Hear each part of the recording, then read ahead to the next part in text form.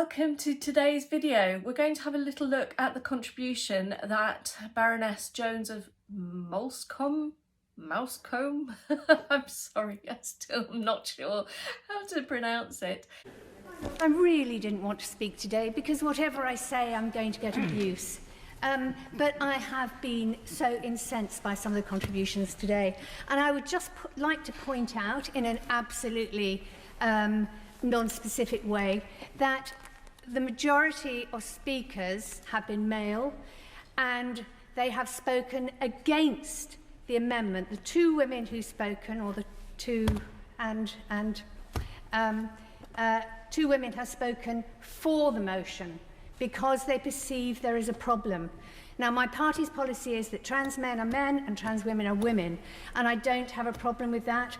But the fact is, there are occasions when women in women's prisons are experiencing sexual predation by men who have falsely self-ID'd as women. And the Noble Lord Cashman said, we're saying that all trans women are sexual predators. We are absolutely not saying this. Of course we aren't saying that. But in closing, I would like to ask the Noble Lord the Minister if he would just clarify, do trans men go to male prisons? Because my understanding is they do not, because they would not be safe. And what we're talking about here is keeping people safe, vulnerable people of all kinds, whatever trans identity they have, whatever sexual identity they have, keeping people safe. Now, clearly, prisons are the worst possible places to keep people safe. They are a nightmare, and this government is increasing the number of prisons. It's not actually trying to reduce the prison population and make our prisons safer, it's actually adding to the problem. So my question is, do trans men go to male prisons? And have there been cases where men have falsely ID'd, self-ID'd as women and predated sexually on women? My understanding, I've had emails and I've had letters from women who have been abused by men who have falsely self-ID'd as women. And so what can we say to these women? We can't say this is an ideology and we're trying to, look good on our children. What we have to do is be serious about people who are abused, whether they are male or female, whether they're trans men or trans women. And I would not vote for this amendment because it's too hard-lined, as far as I'm concerned. I accept the issue of safe accommodation. That seems very sensible. I don't see that's demeaning at all. Prisons are demeaning. Safe accommodation sounds very safe to me. And, of course, we cannot forget that we as, only men here have spoken against this. Why? Why do men think it's okay? I don't understand.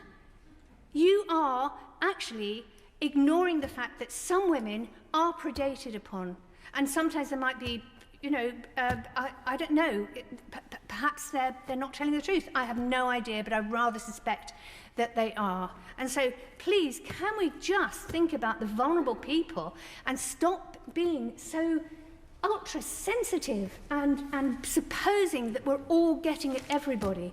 I'm absolutely fed up with this debate, and I hope this is the last speech. But it's Baroness Jenny Jones, who is a well-known Green politician, stood for London Mayor some time ago. And although in her speech she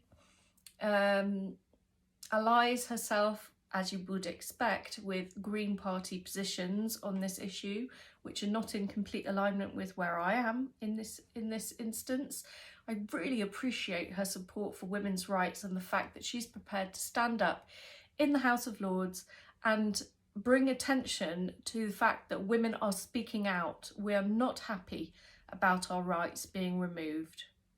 Let's watch.